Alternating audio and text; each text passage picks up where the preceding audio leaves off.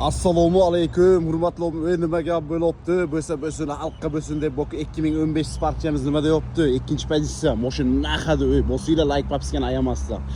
Balon qismiga kelayotgan bo'lsa, balonni yappa yangi.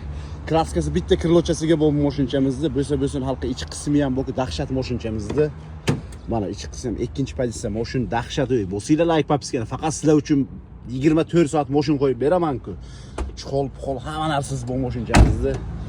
Mashinamiz dahshat. Mashinani mana bagajchilarigacha mashina. Zapaskachalar tushmagan mashina mana 2015 yili zapaskasi tushmagan bunaqasi yo'q. Bo'lsin xalqqa bo'lsin. Ya'ni deb bo'yda Ahmet qo'ygan nakmet bilan bo'lasiz. Mana siz haydaysiz.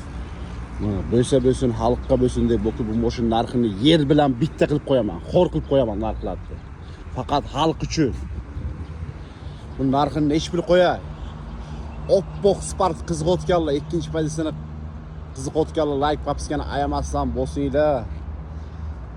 Bu narxini boku $5200. Yana savdosi bor mashinamizda. Bosinglar. Faqat sizlar uchun.